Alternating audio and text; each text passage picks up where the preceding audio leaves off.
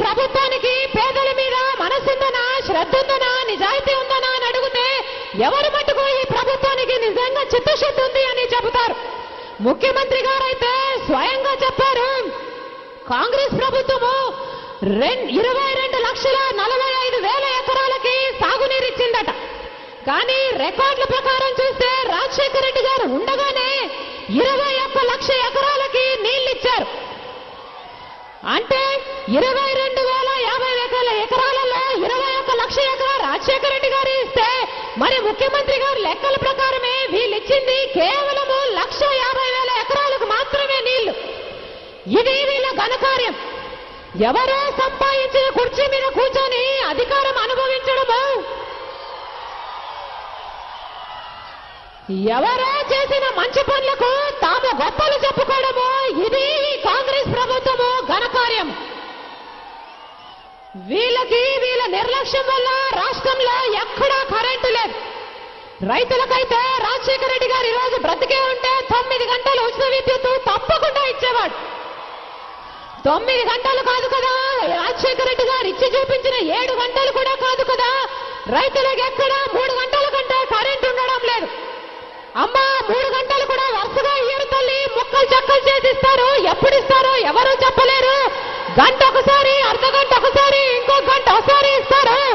పగలిస్తారో రాత్రి ఇస్తారో కూడా చెప్పలేరమ్మా. ఇళ్లలో కాకుండా పొలాలలో పడుకోవాల్సి వస్తుందని రైతులంతా ప్రతి చోట చెబుతూనే ఉన్నారు. ఇక పరిశ్రమలకైతే 12 రోజులు పవర్ కట్టే, వేల కొద్ది పరిశ్రమలు ఇప్పటికే మూతపడిపోయి 20 లక్షలకు పైగా కార్మికులు ఉద్యోగాలు కోల్పోయి రోడ్డున పడిన పరిస్థితి ఈరోజు మన రాష్ట్రంలో ఉంది. ఇక ఊర్లలో మున్సిపాలిటీలలో అయితే ఎక్కడ 7 గంటలు 8 గంటలకు మించి ఎక్కడ కరెంటు ఉండడం లేదు. అమ్మా కరెంటు లేకుండానే వండుకోవాలి, కరెంటు లేకుండానే పండుకోవాలి తల్లి అని ప్రతి మహిళ బాధపడుతూనే ఉంది. కానీ లేని కరెంటుకి 3 బిల్లులు ఇస్తున్నారు కిరణ్ సర్కార్ గారు. మన పరిస్థితి కరెంటు నీళ్లు బిల్లు ఫుల్ అన్న రీతిలో ఉంది. కరెంట్ ఇవ్వకుండా బిల్లులు ఇవ్వడము అమానుషమని మన ముఖ్యమంత్రి గారికి అర్థం చేసుకునేంత ఇంగితం లేదో మరి పెద్ద మనసు లేదో అర్థం కావటం లేదు. ఒక కరెంటే కాదు, ఆర్టీసీ ఛార్జీలను ఇప్పటికి 3 సార్లు పెంచారు. గ్యాస్ అయితే 305 రూపాయలు ఉన్నది, ఇప్పుడు 440 రూపాయలై కూర్చుంది. అది కూడా సబ్సిడీ ఉంటేనే. సబ్సిడీ లేకపోతే ఒక్క గ్యాస్ సిలిండర్ కొనాలంటే ఏకంగా 1000 రూపాయలు చెల్లించాల్సిందే. రిజిస్ట్రేషన్ ట్యాక్సులు పెంచారు, వ్యాట్ ట్యాక్సులు పెంచారు. ఇక కరెంట్ అయితే ఏకంగా 32,000 కోట్ల రూపాయల్ని ప్రజలు ఎత్తిన మోపి వారి రక్తం పిండైనా సరే వసూలు చేస్తుంది ఈ కిరణ్ సర్కార్.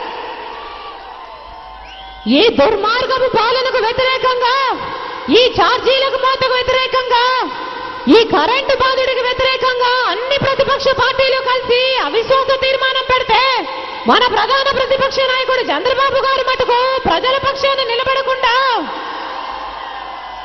ఈ ప్రభుత్వం కూలిపోకూడదు అని విప్ జారీ చేసి మరి ఈ కాంగ్రెస్ ప్రభుత్వాన్ని కూలిపోకుండా కాపాడాడు. పాదయాత్రలో ఏమో ఇది తుగ్లక్ పరిపాలన అని తిట్టాడు. పాదయాత్రలో ఏమో ఈ కాంగ్రెస్ ప్రభుత్వం అంత పనికిరాని ఇంకోటి ఉండదు అన్నాడు. పాదయాత్రలో ఏమో దీని కత్తులు గొడ్డలు తీసుకుని నరకేయాలి అన్నారు.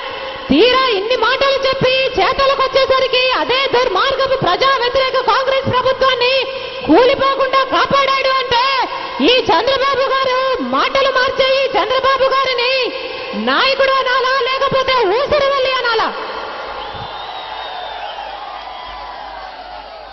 ఒక్క మంత్రి పదవి కోసము చిరంజీవి గారు బహిరంగంగానే ప్రజారాజ్యం పార్టీని కాంగ్రెస్ పార్టీకి రాసిచ్చేశాడు.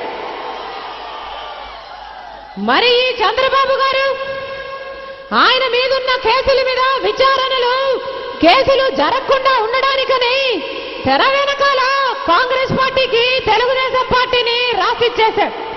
ఇద్దరికి పెద్ద తేడా ఏమీ లేదు.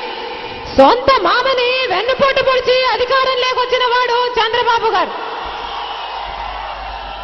తీరా అధికారం లేకొచ్చి ఏం చేశాడా అంటే వ్యవసాయము దండగా అన్నాడు, ప్రాజెక్టులు కడితే నష్టం వస్తుంది అన్నాడు, ప్రజలకేది ఉచితంగా ఇవ్వకూడదు, సబ్సిడీలు ఇస్తే ప్రజలు సోమరిపోతులు అవుతారు అన్నాడు. 50 రూపాయలున్న హార్స్ పవర్ ని 625 145 గ్యాస్ ధరని 305 రూపాయలు చేశాడు. ఆర్టీసీ ఛార్జీలను పెంచాడు. ఏది కూడా ప్రజలకు ఉచితంగా అందకూడదు, వాళ్ళ నుంచి సునాయాసంగా ఛార్జీలు వసూలు చేయాలని మనసులో ఉన్న మాట అని ఆయన పుస్తకంలో రాసుకున్నారు. విద్యార్థులు వచ్చి మాకు స్కాలర్షిప్లు ఇవ్వండి అంటే లాఠీలతో కొట్టించాడు చంద్రబాబు గారు. స్కాలర్షిప్లు కాదు కదా, కనీసం మెస్ ఛార్జీలు కూడా ఇవ్వలేరు. గవర్నమెంట్ ఆసుపత్రికి వచ్చేది పేద ప్రజలని తెలిసి పాపం వారికి ఉచితంగా వైద్యం అందించాలను, ఉచితంగా మందులు ఇవ్వాలన్న ఆలోచన చంద్రబాబు గారికి ఎప్పుడూ రాలేదు. పాపం ఆ పేదవారి దగ్గర నుంచి కూడా యూజర్ ఛార్జీలు కలెక్ట్ చేసిన గనుడు చంద్రబాబు గారు. వరల్డ్ బ్యాంక్ తో నేను ప్రతి సంవత్సరము కరెంటు ఛార్జీలు 15% పెంచుతాను అని ఒప్పందాలు చేసుకుని సంతకాలు పెట్టిన వాడు కూడా ఈ చంద్రబాబు గారు. ఉచిత విద్యుత్ ఇస్తే బట్టలు ఆరేసుకోవడానికి తప్ప దేనికి తరం కాదని హేళన చేసిన వాడు చంద్రబాబు గారు.